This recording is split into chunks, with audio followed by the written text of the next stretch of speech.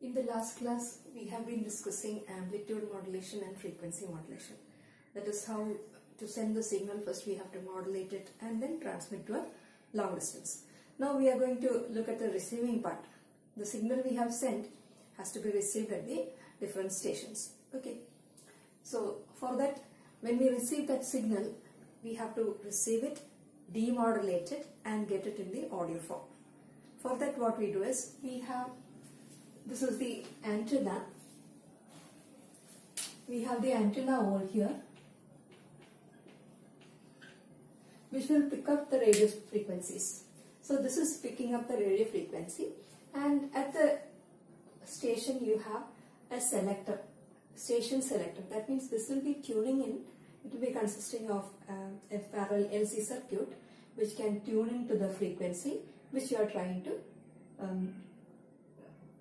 incorporate it. So this station selector will tune. You can adjust the capacitance so that you can tune the tank circuit and you can receive that particular frequency. Now, the signal you are receiving here will be very, very weak because it has traveled a long distance and much energy is lost. So it has to be amplified.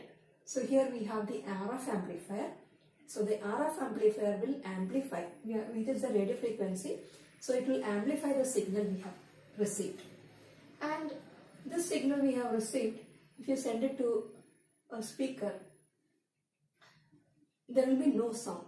Why there is no sound is because whatever signal we have received here, this is the our amplitude modulated wave. So this has got the positive half and this has got a negative half, and this is the RF. Okay. So here the average current, when you add up all the positive and negative, the average current will be 0. Because the average current is 0, there will not be any vibration produced here. Moreover, this frequency is high. So what happens is, you have to modify this. For that, if the average is 0, the current will be 0. We cannot detect it. So what we have to do is, if we can remove one half of this, the average current will not be 0.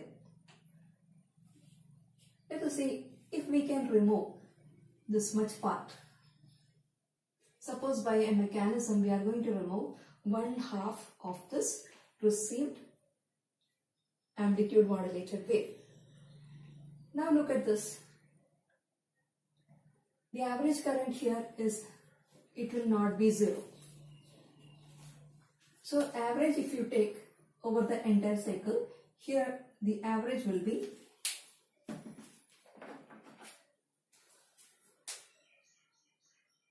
this will be the average. So the average current is not 0 in this particular case. So the received amplitude modulated wave, you are modifying it in such a manner that one half you are removing. So in the remaining half, you see you have an average value. It is non-zero. So this can be detected. So how this is done, that we can discuss using the diode detector. So in this diode detector, the receiving antenna is there. It will receive the RF signal. Now it is coupled to a transformer. So this, a capacitor is over here. The frequency, the capacitance can be adjusted so that you can tune in to receive that particular signal. The amplitude modulated wave is coming here. Now this amplitude modulated wave, what happens is, it is allowed to pass through the diode. What is it? What is the property of the diode? It will conduct only during its forward bias. So one half cycle it can remove. So the lower part will be removed. So this is the mechanism by which you remove the lower part. That means you are rectifying the signal. So this is the rectified output you are getting. So you get one half of the amplitude modulated wave is there, where the average current is non-zero. Now we have reached at this point. Now we have to remove this carrier wave frequency so that you get your audio signal. Our purpose is to get back demodulate, take back our audio output. For that we have to remove this high frequency components. Here you see a capacitor is there. The purpose of that capacitor is it will bypass the RF frequency. So this is containing both the audio signal as well as the high frequency signal. That means up to this point you take both these components are there. Once it reaches here, RF is bypassed by the capacitance. So the audio signal will be coming here.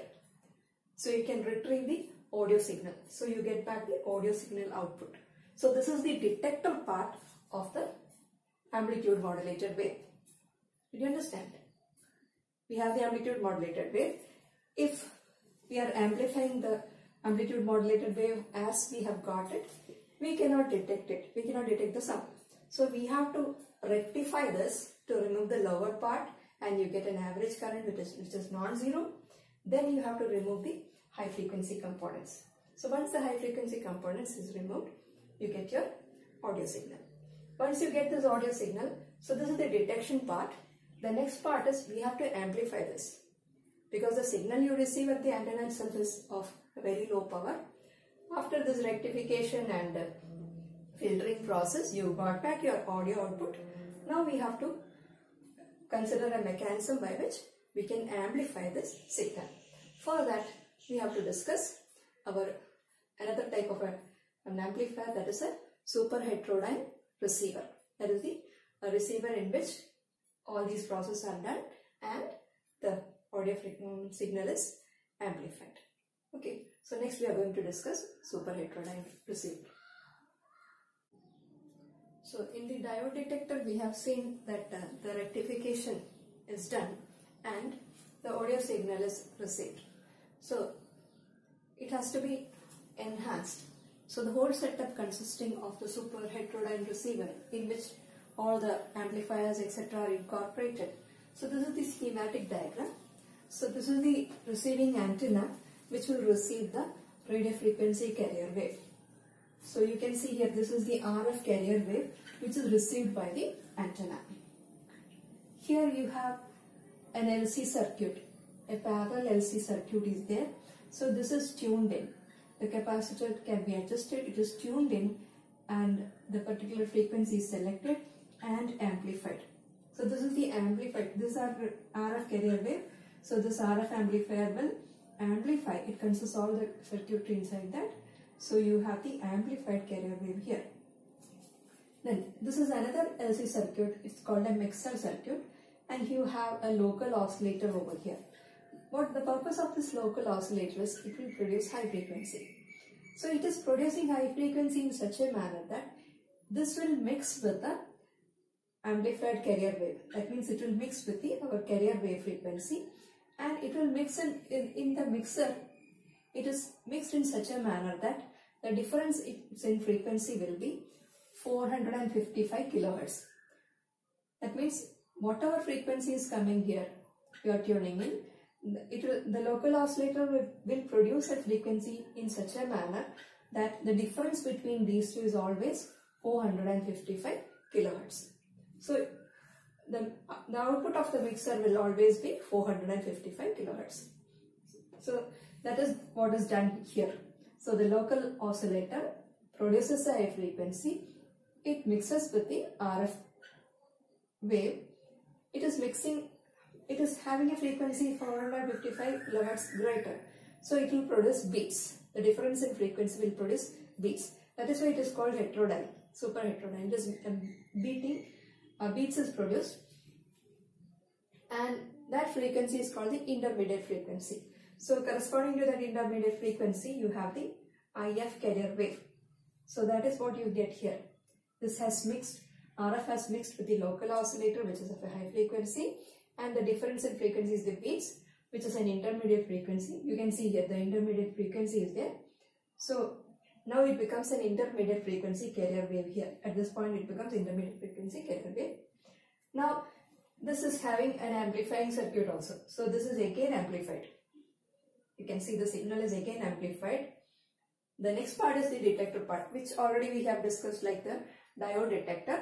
It will remove the high frequency component and The negative half also is removed. So you get the audio component over here. Now the next is the audio frequency amplifier. The purpose of this audio frequency amplifier is it is again enhancing our signal. The strength is further increased. So the amplified output you are getting here, and through the speaker you listen. So this is the basic principle of the super heterodyne receiver. The mechanism you should understand clearly. The RF signal is coming. These three, RF amplifier, mixer and oscillator, they are connected together. It is called ganged tuning. If you change one, the other automatically changes. Because whatever frequency is coming in, the difference in frequency between these two after mixing should be 455 kHz. So when you tune in this RF oscillator, RF amplifier, automatically the others also get adjusted. So that always the difference between these two, if this is F1 and this is F2, F1 minus F2 is always 455 kHz. So this mixing is called super heterodyning. Beats is produced corresponding to the intermediate frequency. So what you see here is the intermediate frequency carrier wave. Detection is done using the diode etc. circuits. So the high frequency components are removed and you have the audio signal, and again it is amplified.